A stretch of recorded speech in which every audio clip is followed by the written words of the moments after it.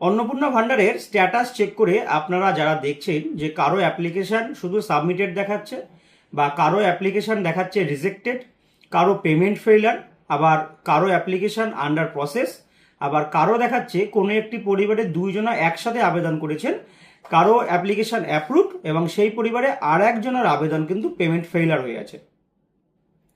তো এমতাবস্থায় আপনারা কি করবেন বা আপনাদের কি করা উচিত? তো আমি একটি ভিডিও করে অলরেডি আপনাদেরকে আমাদের শান্তিপুর বিডিও অফিস কী কাজ হচ্ছে সেটা কিন্তু জানিয়ে দিয়েছি। যে আমাদের শান্তিপুর বিডিও অফিসে সেখানে কিন্তু যাদের অ্যাপ্লিকেশান রিজেক্টেড হয়েছে বা ফেলিয়ার হয়েছে সেইগুলো কিন্তু কাগজ জমা নেওয়া হচ্ছে। কিন্তু বাকিরা কি করবেন বা রিজেক্ট কেন হচ্ছে বা যাদের পেমেন্ট ফেলিয়ার হচ্ছে তাদের কি কারণে পেমেন্ট ফেলিয়ার হচ্ছে, তো সেটাই আজকের ভিডিওতে একটু আলোচনা করব। যেটা আমি অফিসে গিয়েছিলাম শুধুমাত্র এই কারণটা জানার জন্য। কারণ গতকাল থেকে যখন স্ট্যাটাস দেখা যাচ্ছিল তারপর থেকে এত ফোন এসছে, তো আজকে শনিবার হওয়া সত্ত্বেও কিন্তু অফিসে গিয়ে সেটা জানতে পারলাম যে কি কারণে অ্যাকচুয়ালি রিজেক্টগুলো হয়েছে বা কি কারণে পেমেন্ট ফেলিয়ার হচ্ছে। তো পেমেন্ট ফেলড হয়েছে এরকম আর একটা ভালো জিনিসও আছে। যাদের পেমেন্ট ফেলড হয়েছে তাদের অনেকের টাকা কিন্তু আজকে দুপুরের পর থেকে আবার ক্রেডিট হওয়া শুরু হয়ে গেছে। আপনারা হয়তো বললে বিশ্বাস করবেন না, আমি আপনাদেরকে দেখাচ্ছি। তো দেখুন আমার স্ক্রিনটা একবার দেখুন, আমি দেখাচ্ছি আপনাদেরকে যে এরকম অনেক কমেন্ট কিন্তু এসছে যাদের পেমেন্ট কিন্তু ক্রেডিট হয়ে গেছে, তাদের আগে পেমেন্ট স্ট্যাটাস ফেলড ছিল। দেখুন এই যে আমার এই ভিডিওটা আপনারা দেখছেন, এই ভিডিওর যে কমেন্টে সেই কমেন্টে কিন্তু অনেকে কমেন্ট করেছেন, আমি দেখাচ্ছি আপনাদেরকে সেই কমেন্টগুলো, তাহলে আপনারা আরও শিওর হবেন যে পেমেন্ট ফেলড হওয়ার পরেও কিন্তু টাকা ঢুকেছে। এই যে দেখুন, এমডি মুন্সি মিজানুর ইনি কিন্তু কমেন্ট করেছেন যে অন্নপূর্ণা যোজনা এই মুহূর্তে অন্নপূর্ণা যোজনার টাকা আমার একজনের পরিচিত আত্মীয়ের অ্যাকাউন্টে ঢুকেছে 4/7/2026।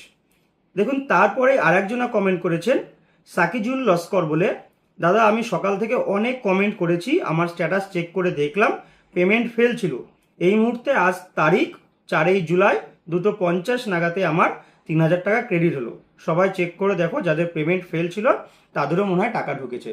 দেখুন আমি পেমেন্ট ফেল নিয়ে এবার বলি যে এরকম শুধু এখানে না, আমারও নিজেরও পরিচিত কয়েকজনের কিন্তু পেমেন্ট ফেল ছিল, পরবর্তীতে তাদের টাকা কিন্তু ক্রেডিট হয়ে গেছে।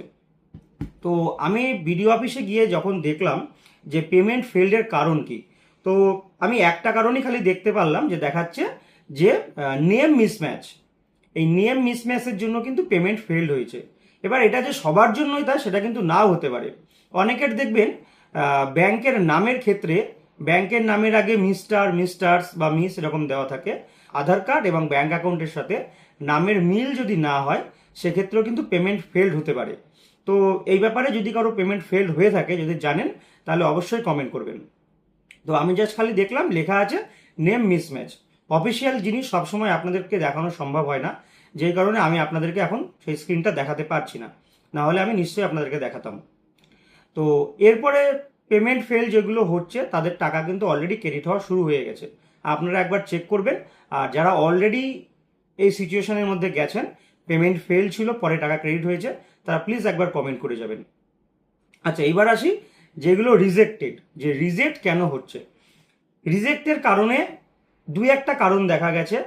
একটা হচ্ছে ইনকাম ট্যাক্স দেয় এরকম লেখা আছে, ইনকাম ট্যাক্স দেয়, অথবা আর একজনা যেটা আমি জানতে পারলাম, যেটা আমি দেখিনি জেনেছি, যে পরিবারের কোনো বাচ্চা যদি প্রাইভেট স্কুলে পড়ে সেই ক্ষেত্রেও নাকি সেটাকে রিজেক্ট করা হয়েছে, যদিও এটা আমি দেখিনি, জাস্ট জানা কথা। এছাড়া ম্যাক্সিমাম ক্ষেত্রে রিজেক্টের কারণ দেওয়া নেই, শুধু N/A দেওয়া আছে, রিজেক্ট রিজন NA, আর কোনো কারণ লেখা নেই। তাই অ্যাকচুয়ালি বোঝা যাচ্ছে না যে রিজেক্টটা কী কারণে হচ্ছে।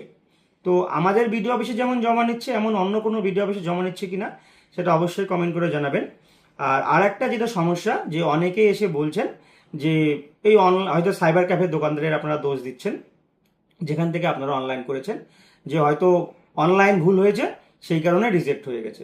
দেখুন অনলাইন ভুল হওয়ার কিন্তু কোনো জায়গা ছিল না। অ্যাকচুয়ালি যারা অনলাইন করেছে তারা নিজেরাও জানে না যে কোন ক্রাইটেরিয়ার মধ্যে গেলে আপনার অ্যাপ্লিকেশনটা রিজেক্ট হবে।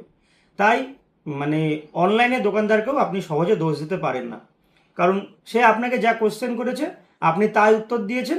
এবার হয়তো আপনার পরিবারে এমনটা হতে পারে যে আপনার পরিবারে 3টের বেশি রুম আছে, সে আপনাকে জিজ্ঞাসা করেছে আপনার বাড়িতে রুম কটা আছে, আপনি হয়তো বলেছেন 4টে, তাহলে সেই ক্ষেত্রে সে 3টের বেশি রুম দিয়ে দিয়েছে, তাহলে রিজেক্ট হতে পারে। বা আপনার পরিবারের ইনকাম হয়তো 8 লাখ টাকার বেশি, সেই ক্ষেত্রেও রিজেক্ট হতে পারে। তো এইগুলো তার অনলাইনে দোকানদার জানতো না যে কত টাকা ইনকাম হলে রিজেক্ট হবে, বা এরকম কোনো পরিষ্কার কিন্তু কোনো গাইডলাইন্স প্রকাশ করা হয়নি যে কোন কোন ক্রাইটেরিয়া থাকলে আপনার আবেদন রিজেক্ট হতে পারে। তো যে কারণে কি যদি আপনার আবেদন রিজেক্ট হয়েও থাকে, ভয় পাওয়ার কোনো কারণ নেই, আর একবার ভেরিফিকেশান আপনাদেরও হবে। এখনই কাউকে আবার অনলাইনে আবেদন করতে হবে না। আমি যেটুকুনি খবর পেয়েছি, যেটুকুনি অফিস থেকে জানতে পেরেছি, যে এই আবেদনগুলো আর একবার কিন্তু ভেরিফিকেশান করা হবে, যেগুলো রিজেক্ট হয়েছে, যে কেন রিজেক্ট হলো। এটা প্রকৃতপক্ষে এমন অনেক মানুষ আছে যাদের ইনকাম খুবই কম, যারা পাওয়ার যোগ্য, তাদের আবেদনগুলো রিজেক্ট হয়ে গেছে। তো আপনাদেরকে বলছি, যেমন আমাদের শান্তিপুর বিডিও অফিসে 10টা গ্রাম পঞ্চায়েত, এই 10টা পঞ্চায়েতে প্রায় 7,000-এর ওপরের মানুষ, 7,000-এর ওপরের আবেদনকারী, এদের অ্যাপ্লিকেশান ফেইলার এবং রিজেক্ট হয়েছে। তাহলে এতজন কি পাওয়ার যোগ্য নয়? নিশ্চয়ই পাওয়ার যোগ্য। এটা কোনো না কোনো এক জায়গার থেকে ভুল হয়েছে। তো ভুল যখন হয়েছে, এটার সংশোধন নিশ্চয়ই হবে। তাই অত ব্যস্ত হবেন না। আবেদনগুলো যদি শান্তিপুরের বাসিন্দা হন, তাহলে আমাদের বিডিও অফিসে এসে জমা দিতে পারেন, এবং অন্য কোনো বিডিও অফিসেও জমা নিচ্ছে কিনা সেটা অবশ্যই কমেন্ট করে জানাবেন। পরবর্তী আপডেট পেলে অবশ্যই আপনাদেরকে জানাবো।